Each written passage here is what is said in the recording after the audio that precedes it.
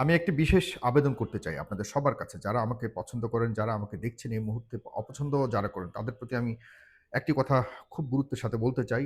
আপনারা দেখছেন ইতিমধ্যে রাজনৈতিক দলগুলোর শীর্ষ নেতাদের আ প্রতি পরস্পর বিরোধী যে মনোভাব প্রকাশের খুব বাজে একটি মাধ্যম দেখতে পাচ্ছি, সেটি হলো গালাগালি অথবা খুব চরিত্র হনন করে যেভাবে সমালোচনার নামে যেভাবে কথাবার্তা বলা হচ্ছে, এইসবের ব্যাপারে আমাদের সবাইকে গণসচেতনতা, সামাজিক সচেতনতা বৃদ্ধি করতে হবে এবং আইনের কাছেও আমরা আ এর ব্যাপারে প্রতিকার চাই।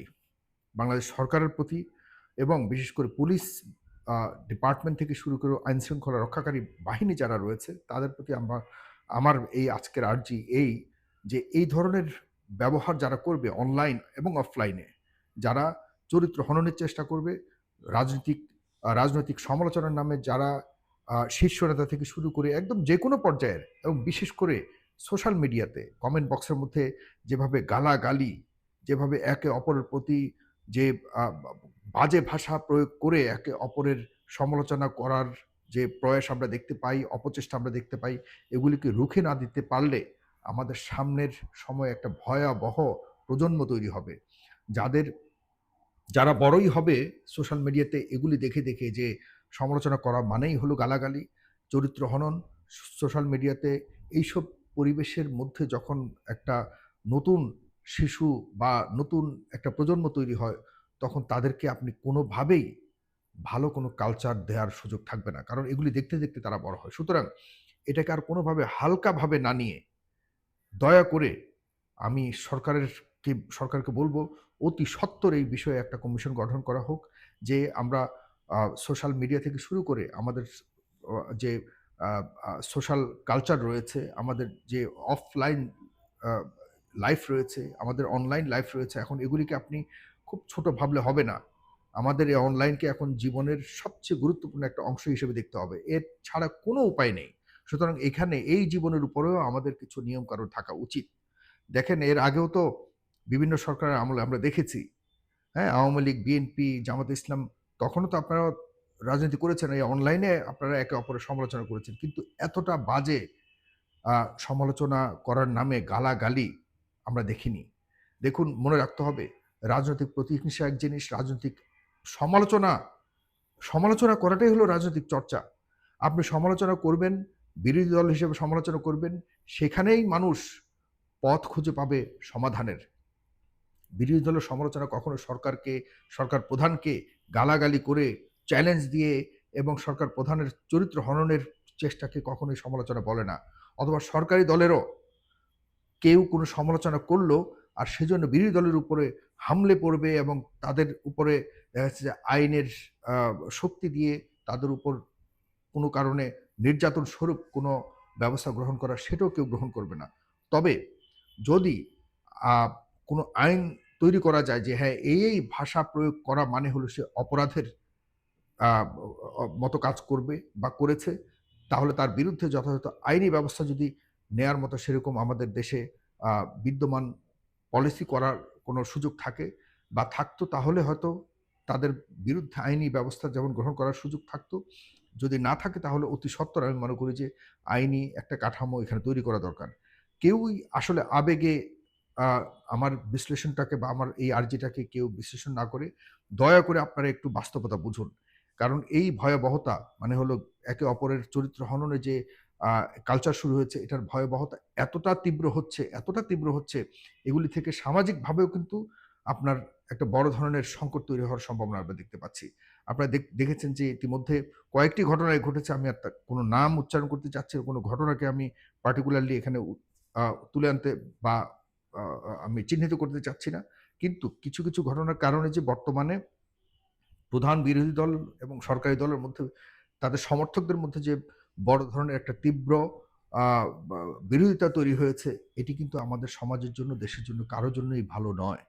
এগুলিকে নিয়ন্ত্রণ করার জন্য একটি আইনি কাঠামো প্রয়োজন, যে আইনের মধ্যে শুধুমাত্র বিরোধী দল নয়, সমাজের প্রত্যেকটা মানুষ যাতে এই এই আইনের ভিতরে পড়ে। আমি বলছি না যে সাইবার সিকিউরিটি আইনের নামে বিরোধী দলকে দমনের মতো যেটি এর আগের সরকার করার চেষ্টা সেরকম আইন নয়। আমি বলছি যে আমাদের মানে কালচার সংস্কৃতিকে নষ্ট করবার জন্য যে অপপ্রয়াস চালানো হচ্ছে, অপচেষ্টা চালানো হচ্ছে, এর মধ্যে কিছু, কিছু আছে লুকায়িত শক্তি, যারা এখন চাচ্ছে সরকার দল, বিরোধী দল কোনো না কোনোভাবে মুখোমুখি অবস্থানে এসে যাতে এই দেশে একটা সংকট তৈরি হয়। আপনারা অনেকেই ভুলে গেছেন, সরকারি দল, বিরোধী দল আপনারা ভুলেই গেছেন যে একটা অন্য শক্তি আছে আপনাদেরকে মুখোমুখি করবার জন্য। সেখানেও আপনারা ভুলে গিয়ে এখন দেখা যাচ্ছে যা কিছু হচ্ছে আপনারা একে অপরের বিরুদ্ধে লেগে যাচ্ছেন। আমি মনে করি যে লুকায়িত শক্তি বলুন আর প্রকাশ্য শক্তি, সব শক্তিকে অন্ততপক্ষে এই যে গালাগালি কোনো শক্তি হতে পারে না। প্রধানমন্ত্রীকে তা যেকোনো ধরনের আ মানে কারণে আপনি প্রধানমন্ত্রীর চরিত্র হননের অপচেষ্টা এটা কোনোভাবেই মানা যায় না। এখন সমালোচনা করুন। আমরা সবাই সমালোচনা করব। সরকারের সমালোচনা করাটাই তো হলো বিরোধী দলের কাজ, সাংবাদিকের কাজ, যারা বাহিরে আছে। সরকার তো একটা কাঠামো, একটা কিছু মানুষের দেশ পরিচালনা করার দায়িত্ব একটা সরকার বহন করে। বাট এর বাহিরে যে যত জনগণ আছে তারা তো সরকারের কাছ থেকে তাদের সুবিধা অসুবিধা তারা দেখবে এবং সরকারের দায়িত্ব হলো জনগণের সুবিধা অসুবিধা দেখা। যারা সুবিধা অসুবিধা বা আমি যদি আমার জননিরাপত্তা এবং আমার যে নাগরিক অধিকার এগুলো যদি আমি না পাই, আমি সরকার সমালোচনা করব। এটা আমার অধিকার।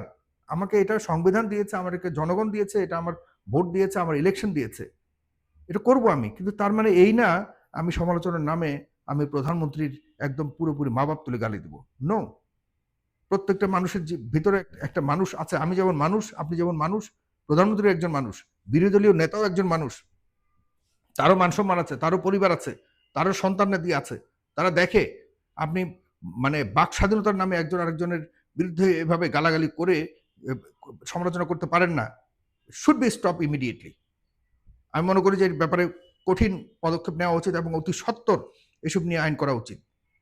কারণ আমরা অনলাইনে একটা জীবন আমাদের এখন বর্তমানে জীবনের সর্বোচ্চ সময়টা আমরা অনলাইনে ব্যয় করি। সুতরাং এই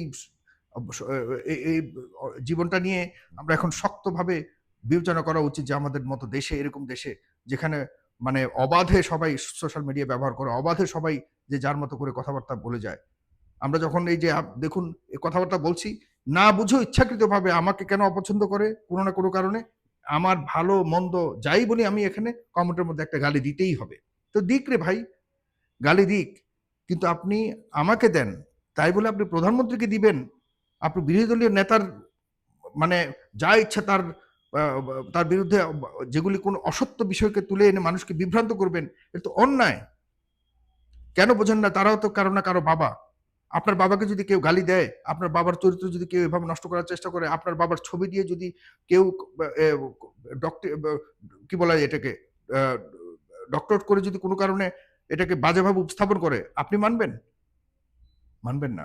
সুতরাং প্লিজ সরকারের কাছে যারা এসব নিয়ে কাজ করেন তাদের কাছে আমার অনুরোধ, দয়া করে এই বিষয়গুলোকে বিবেচনায় নিয়ে যেভাবে আমাদের মানে প্র্যাকটিক্যাল জীবনে এসবের ব্যাপারে আইন কানুন আছে, অনলাইন জীবনেও এসব ব্যাপারে আইন কানুন করে একটা মনিটরিং সেল তৈরি করা হবে এবং এসব ব্যাপারে যারাই অভিযোগ যাদের বিরুদ্ধে দিবে সুষ্ঠুভাবে এবং যথাযথ তদন্তের মাধ্যমে এসবের ব্যাপারে ব্যবস্থা নিতে হবে এবং ইমিডিয়েটলি এটি করুন। যারা সচেতন নাগরিক আছেন আমার কথার সাথে যদি আপনারা একমত হন, দয়া করে আপনারা পাশে দাঁড়াবেন এবং এই বিষয় নিয়ে আপনারা কথা বলবেন। ধন্যবাদ। আসসালামু আলাইকুম।